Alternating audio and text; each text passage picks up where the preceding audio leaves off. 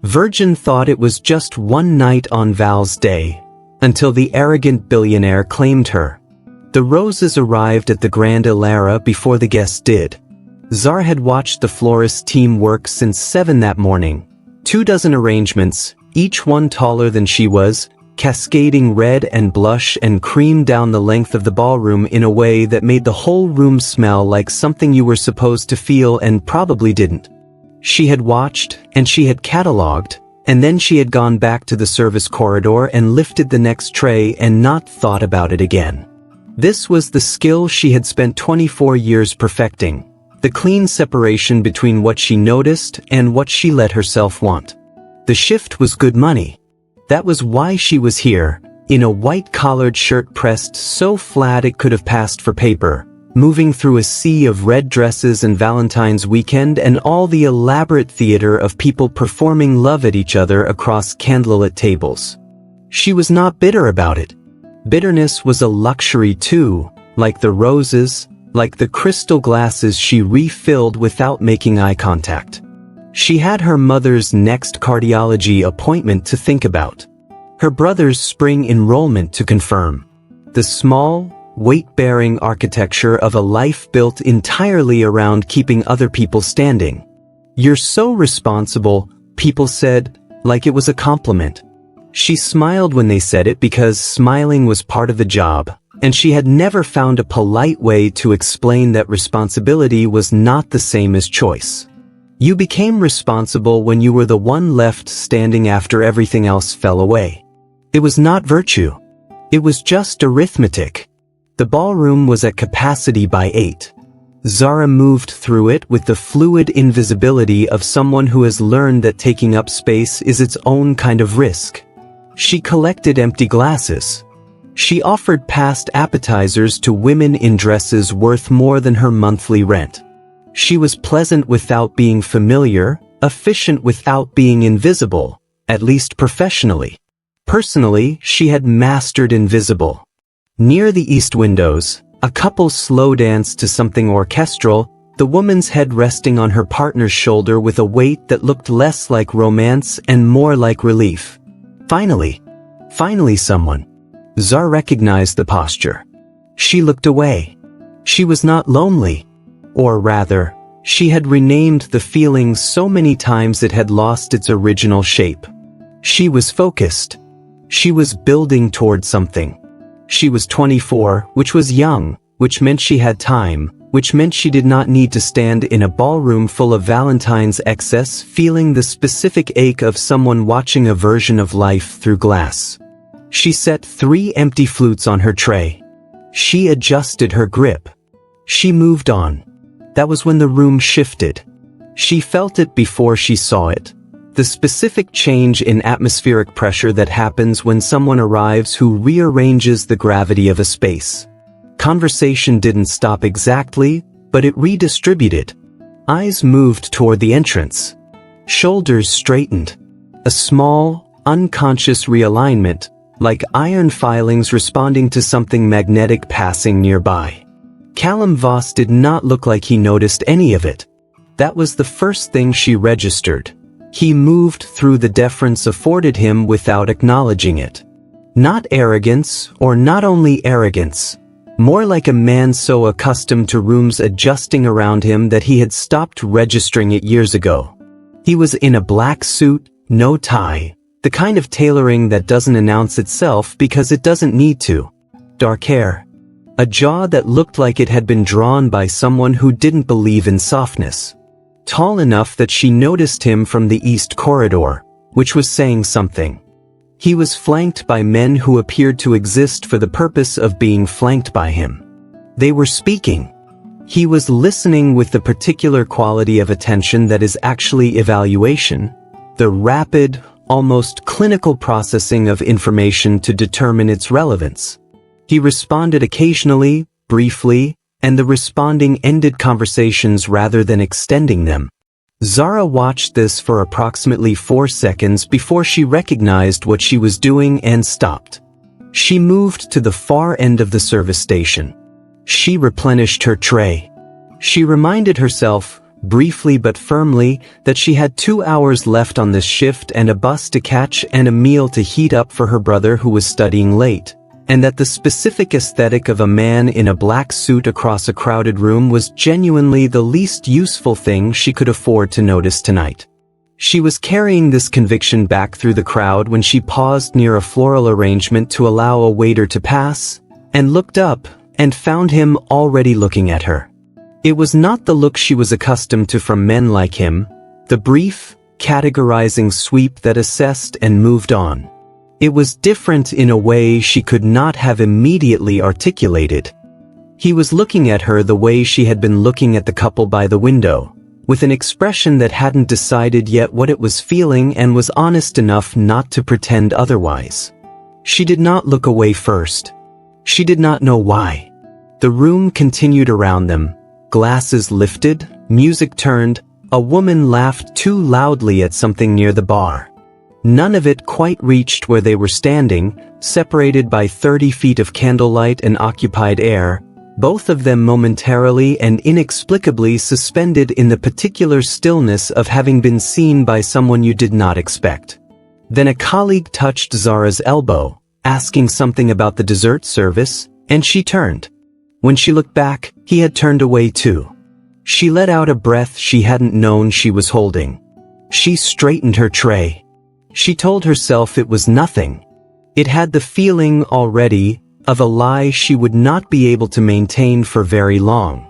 It started with a tray of champagne glasses and a door that opened the wrong way. The dessert service had begun, which meant the crowd redistributed, guests drifting toward the buffet tables, the dance floor clearing slightly, the careful choreography of a catered evening shifting into its final act. Zara was crossing toward the east corridor with— If you're enjoying the story so far, don't forget to hit that subscribe button. It really helps the channel grow and lets me keep bringing you more amazing love stories. Alright, back to the story. The loaded tray when a waiter came through the service door from the other direction, fast and not looking, and the near collision sent 2 flutes skidding. Neither broke. She caught them both, a small, graceless scramble, tray tilted, her shoulder hitting the wall of the corridor. The glasses survived. Her composure, more or less, survived. What she did not expect was the quiet voice behind her. "Do you need a moment?" She turned. He was there because, she would piece together later, the corridor connected to a private meeting room his team had reserved for the evening, a place to step away from the ballroom when the performance of it became too much. He was holding a glass of something amber and was looking at her with that expression again, the one that had no agenda behind it.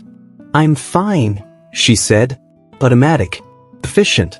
"You caught 2 glasses simultaneously while hitting a wall," he said. "That's more than fine. That's impressive." She didn't know what to do with that. Most people, the guests, the other staff, her family, responded to her competence as if it were a service being rendered. This felt different. Like he was reporting something he had noticed, with no expectation attached. "Occupational skill," she said. "How long?" 3 years. Catering on weekends, reception work during the week. She didn't know why she told him that. It was more than he'd asked for. He nodded, slowly, like he was filing it somewhere. "Callum," he said. She recognized the name the way you recognize a face from a photograph, a fraction of a second behind real time. "Voss Capital. Forbes twice." The man 3 of your managers were nervous about before he walked in. She kept her expression neutral. "Zara," she said. He gestured very slightly toward the small alcove at the corridor's end. 2 chairs, a side table, a lamp that was on for reasons of ambience rather than function, casting everything in pale gold. "I was going to sit for 10 minutes. The ballroom is—" he paused, choosing. "A lot." "It's Valentine's Day," she said. "It's supposed to be. Does that make it easier or harder?" He said it without irony, which was what caught her. A genuine question. She looked at him for a moment. Then she set her recovered tray on the corridor shelf designated for exactly that purpose, and she sat down. She would not be able to explain this decision satisfactorily later. He was a guest. She was staff. The rules of this situation were not ambiguous. But there was something in the directness of him, no performance, no charm deployed like a tool, that made the usual calculations feel beside the point. "Harder," she said. "Since you asked." He settled into the opposite chair. He didn't ask her to elaborate, which was how she ended up elaborating. She told him about the shift, not the emotional reality of it, just the texture. 12 hours, her feet, the couple by the window who had looked at each other like they'd stopped being afraid of something. She said that last part without meaning to. "What do you think they stopped being afraid of?" he asked. "Needing someone," she said. Then, "That sounds dramatic." "It doesn't," he said. "It sounds accurate." She looked at him properly then. Up close, he was less intimidating than across a ballroom, which surprised her. Or rather, the intimidation changed quality. At distance he had seemed like architecture. Up close he seemed like a person who had built the architecture around himself and was occasionally aware of how much it weighed. "You don't like tonight either," she said. The pause. "I don't dislike it. I'm indifferent to it." He turned his glass slightly in his hand. "Which might be worse." "Why?" He was quiet for a moment, and she had the sense of someone deciding how honest to be, and then deciding to be more honest than was probably strategic. Because indifference implies you've stopped expecting anything from a situation. And I'm not sure when that happened. The corridor was quiet. The muffled orchestral swell of the ballroom reached them like music heard through water, present but distant. They sat with that for a moment.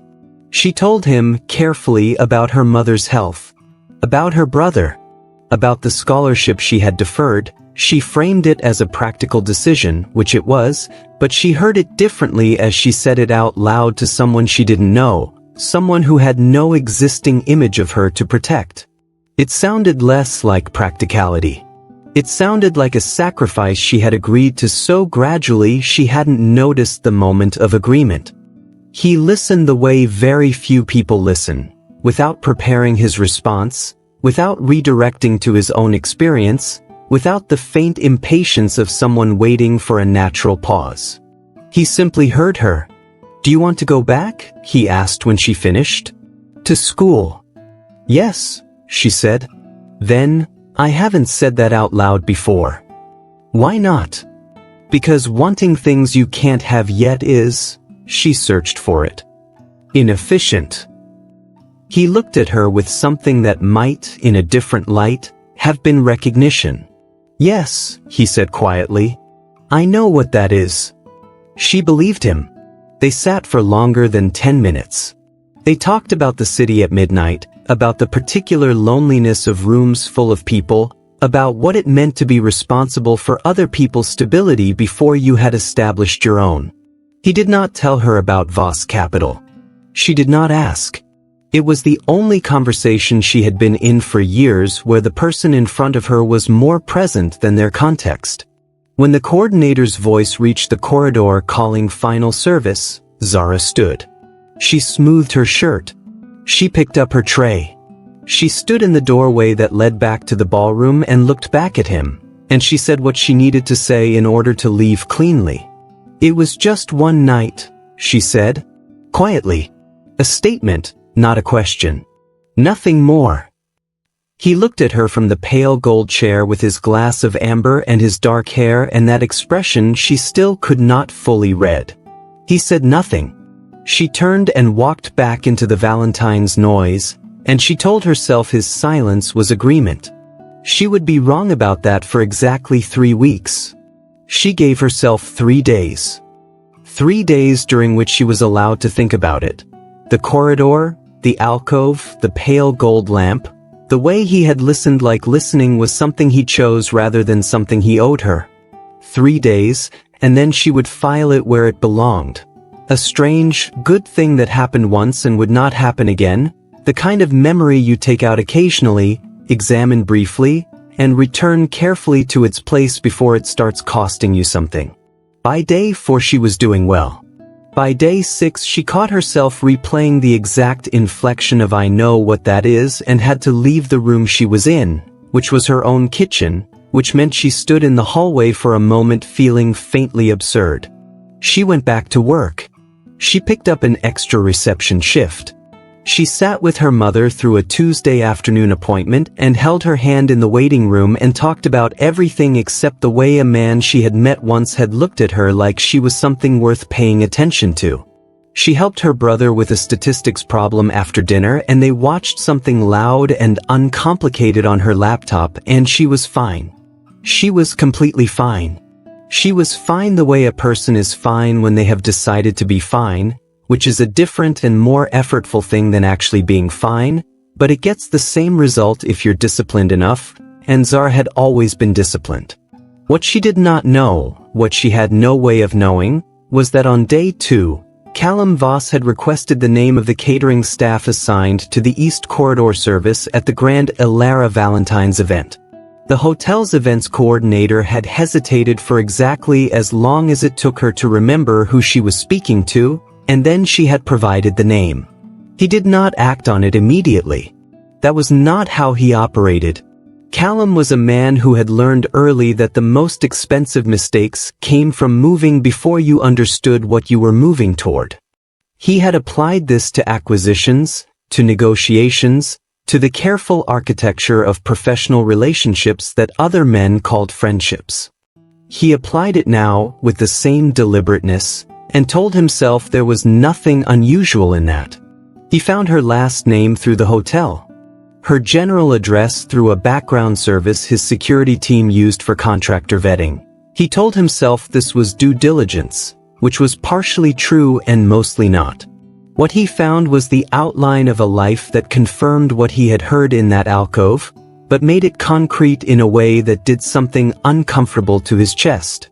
She was 24. She had been enrolled in an urban planning program at the City University 2 years ago. A full scholarship, deferred. Her mother's name appeared on several medical billing references he had no business having found and knew he should stop reading. Her brother was 18, first year, biology. She worked 2 jobs. She had worked 2 jobs for at least 3 years. He sat with this information in his office on the 42nd floor with the city spread below him and felt something he did not have an immediate word for. It was adjacent to the feeling he had in the alcove, that specific discomfort of being in the presence of a person whose quality exceeded their circumstances by a margin that felt like a wrong that had not yet been corrected. He did not romanticize difficulty. He had seen enough people use hardship as currency, performing sacrifice for sympathy, that he had long since developed an immunity to it. This was not that. She hadn't performed anything. She had simply answered a question honestly in a corridor when she thought it was just a conversation going nowhere, and what had come out was the shape of someone who had been holding up a significant amount of weight for a very long time and had not once asked whether the weight was fair. He closed the file. He opened it again 20 minutes later. His assistant, Nora, noticed the pattern before he acknowledged it. She was observant in the efficient, self-protective way of someone who had worked for Callum Voss for 4 years. She catalogued his behaviors not to judge them but to stay ahead of them. She noticed the hotel inquiry on day 2. She noticed the background file request on day 3. She noticed that on the Thursday of the following week he asked her to research the urban planning department at the City University, which was not an institution Voss Capital had any existing relationship with, and she did not ask why.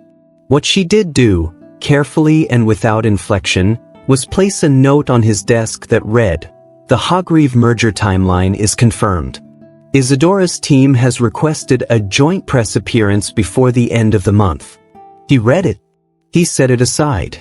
He thought about a woman in a white shirt saying wanting things you can't have yet is inefficient.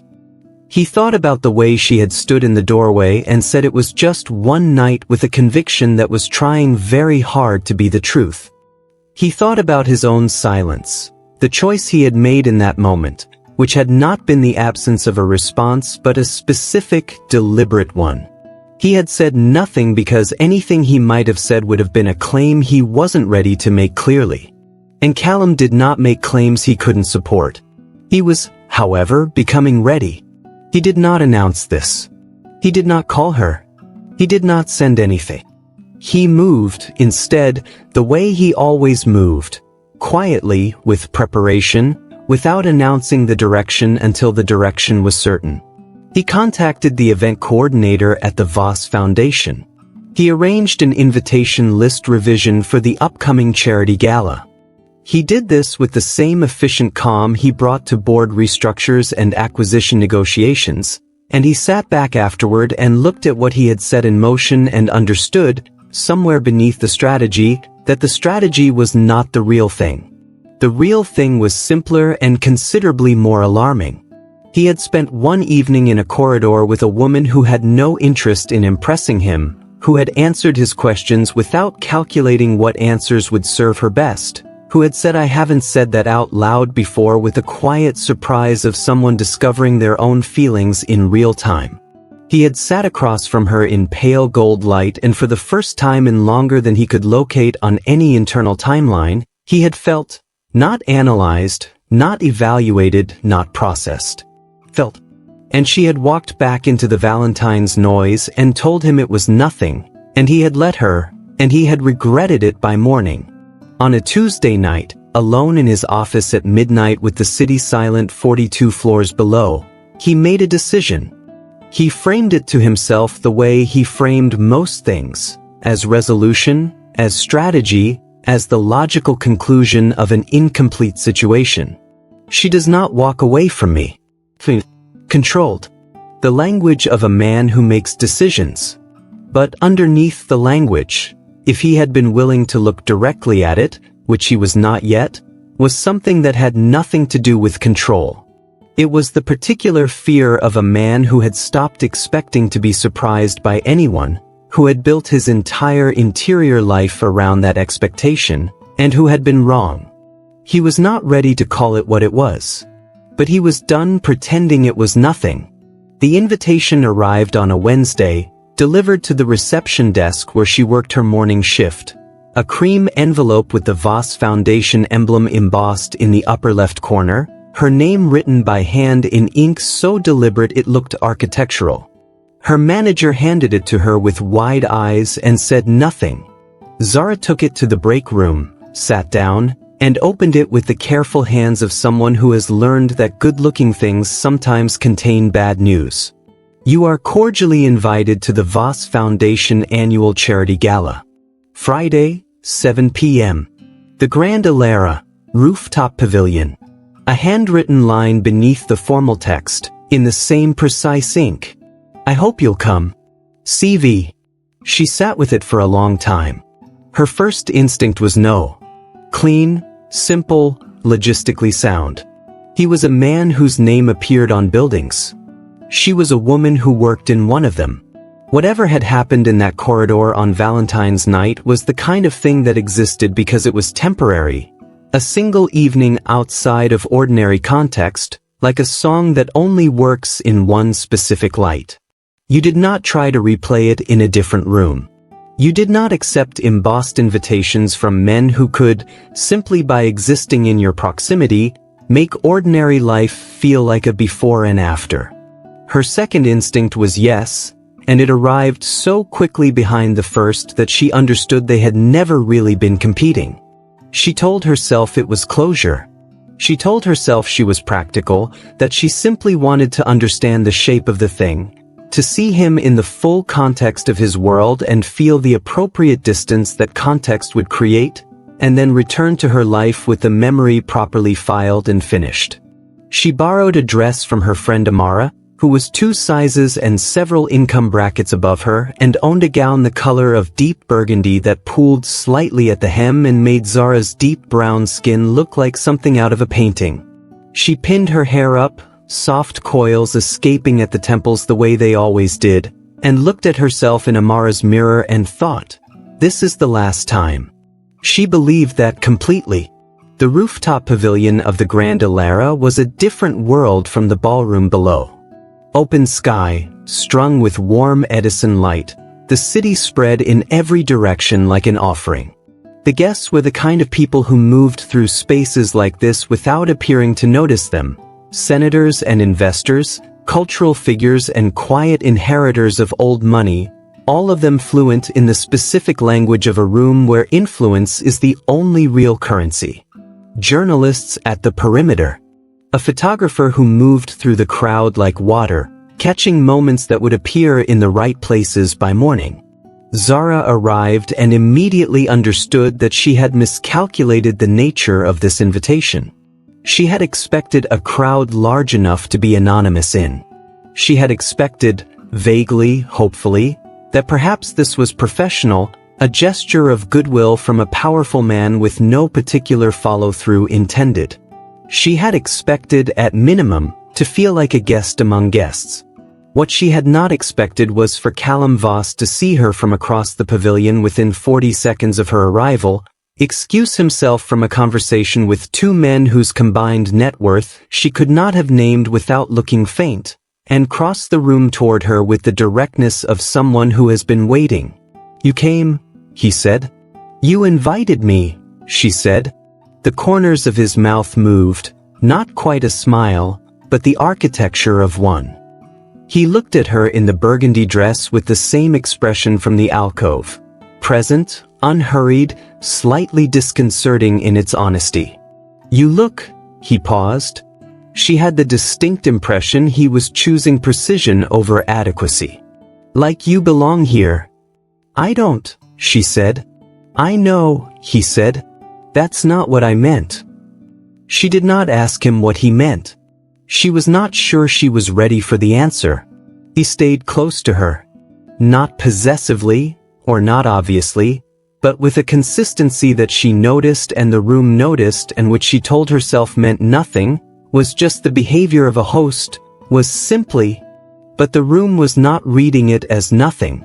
She felt it in the peripheral adjustments of people nearby. The way conversations paused fractionally when Callum leaned toward her to explain who someone was. The way the photographer's lens moved in their direction with a frequency that stopped feeling coincidental. She should have said something. She knows that now, in retrospect, that she should have named what she was feeling in that pavilion, which was not just warmth and the smell of night air and his voice low near her ear, but also something else. Something that had the specific texture of being positioned, of being used as furniture in someone else's room without being given the blueprints. She didn't say it. The evening was too beautiful and he was too present, and she had spent too long being invisible to immediately recognize what it felt like to be deliberately made visible. The moment came near the end of the formal proceedings, when the foundation's director had finished his remarks and the room had relaxed back into cocktail conversation and the photographer had moved to the east side of the pavilion. Callum turned from a brief exchange with a gray-haired senator and placed his hand at the small of her back, warm, certain, a gesture that read to everyone in the immediate radius as unmistakable. And then, to the senator, to the two investors who had drifted close, to the journalist whose recorder she had not noticed, to the room at large, Callum Voss said it simply and clearly, as if it were the most established fact in the space. "She's with me." The cameras found them. The whispers began at the perimeter and moved inward like weather. Zara felt the world narrow, the warm lights suddenly too bright, the city beyond the pavilion suddenly too far, the hand at her back suddenly carrying a weight that had not been discussed, had not been agreed upon, had not been asked. She turned to look at him and found his expression composed and deliberate and entirely unaware of what he had just done to her, and she opened her mouth. And the crowd shifted. A path cleared in the way crowds clear for people who expect them to. And down that path came a woman who moved like the room had been designed around her. She was tall, pale-complexioned, blonde hair swept into an arrangement so precise it looked like architecture. Her dress was ivory white, floor-length, a column of cold elegance that made every other outfit in the room look like it was trying. She had the face of someone who had never once needed to raise her voice because the alternative to compliance had always been made quietly, devastatingly clear. She stopped 3 feet away. She looked at Zara first, a single, complete assessment, the kind that takes less than 2 seconds and misses nothing. Then she looked at Callum, and she smiled. And the smile was the most dangerous thing Zara had seen all evening, because it was not angry. It was patient. "Callum," she said. Her voice was smooth and unhurried, designed to carry exactly as far as it needed to. "You're in a generous mood tonight." The hand at Zara's back did not move, but she felt it change. The weight of it, the quality of it. Something shifted. The woman's pale eyes moved back to Zara, and they were almost kind, which was worse. "You should tell her," she said, "about the agreement." The music, a string quartet in the corner, soft and continuous since the evening began, stopped. Not because anyone instructed it to. It simply, in that particular way of things that know when they are no longer appropriate, went quiet. The pavilion held its breath. Callum's jaw tightened, a movement so small that only someone standing as close as Zara would have caught it. His hand remained at her back. His eyes were on the woman in ivory, and his expression had done something she had not seen it do before. It had gone still in the way of something that has been caught. Zara looked at him. He did not look back at her. And in the space of that, the not looking, the frozen jaw, the silence where the music had been, she understood that whatever she had walked into tonight was considerably larger than a charity gala. The woman in ivory waited, patient as a contract. The photographer's lens found them. The senator had gone quiet. The room pressed in, warm and witnessing. Dearest viewers. She thought it was closure. It was just the beginning. Like, subscribe and hit the bell. Type agreement in the comments below. Part 2 drops soon, and trust me, you are not ready for what the agreement reveals.